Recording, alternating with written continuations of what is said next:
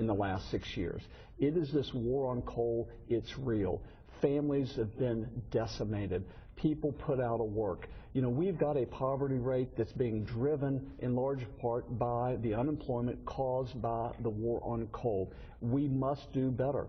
And you know, Nick Rahal, and sorry to kind of beat the drum a little bit here, but I'm telling you, you can't fight the fight we have fought. Talk to the coal miners and coal families, as I have talked to throughout this campaign, and not develop a passion. He may talk about being pro-coal, but you can't vote for a carbon tax like he did and be pro-coal. You can't vote against the RAINS Act twice that would rein in the overreach of the EPA and be pro-coal. He fought tooth and nail for Barack Obama for president.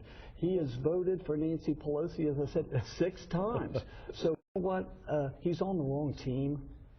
We need somebody who is 100% pro-coal, somebody who will stand up to this administration and fight for the future of our hardworking West Virginians. One of the issues that we talk about on this show a lot is what has really, in a way, is a bit scary.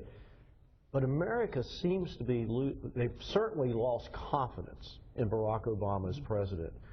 But I think people are starting to get scared that he is not willing to make, now what's interesting, he's willing to make the tough decision to put coal miners out of work, but he's not willing to make the tough decision to kill people who are trying to blow this country up, and ISIS. Yeah, and the insulting thing is that this president has gone on the TV, I've seen twice in the last week to 2 weeks, talking about how great the economy is in this country, trying to convince the people of this country that things are all heading in the right direction and things are so much better off.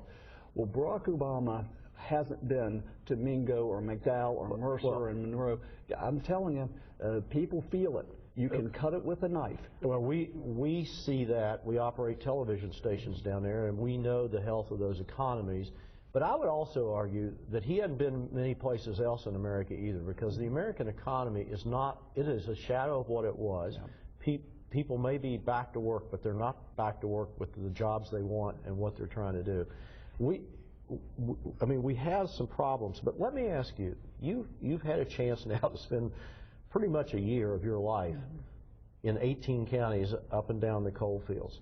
What have you learned? What do you take away from that? I take away, again, what we know as West Virginians, what makes us most proud, makes us independent. We want to be free to do what it is we want to do. We don't like to be told under Obamacare that we have to buy government-run insurance and what's in those packages. We don't want to have Nancy Pelosi and Barack Obama limit our Second Amendment rights. We don't want to have an immigration policy that is akin to amnesty.